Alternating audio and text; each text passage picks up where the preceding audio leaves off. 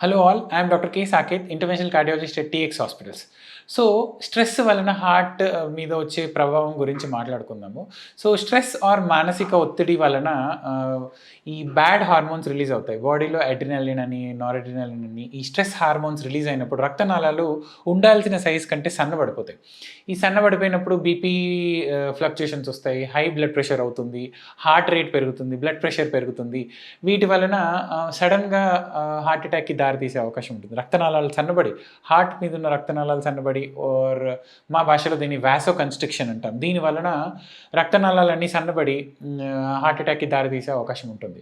And కొన్నిసార్లు severe stress can lead to heart failure also. Stress cardiomyopathy అంటాం, టకోసుబో cardiomyopathy అంటాము. దీంట్లో ఏమవుతుందంటే sudden stress which can be in any form, which can be mental stress, physical stress, or stress of any illness of surgery or illness of any disease. This can lead to heart failure.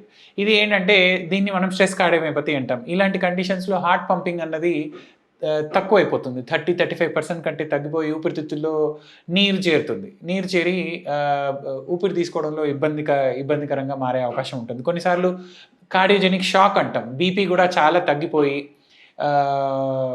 Admission వీటికి కూడా దారితీసే అవకాశం ఉంటుంది.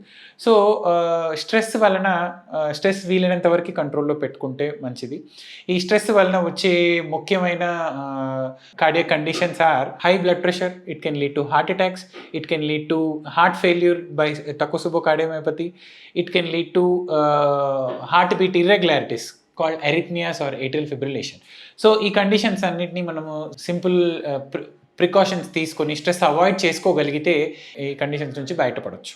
So stress అన్నది మానసిక ఒత్తిడి వీలైనంత వరకు కంట్రోల్లో పెట్టుకునేటట్టు ఉండాలి. You should be able to manage your stress. Number 1 is try to maintain your sleep schedule, at least 7 to 8 hours of sleep. Try to go for a walk, at least 150 minutes of walk per day. Try to eat healthy foods. Try to consume more number of fruits.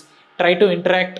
ఎప్పుడు అస్తమానం phone అనే కాకుండా try to interact socially with your friends. Try to go for probably you can enroll yourself in gym.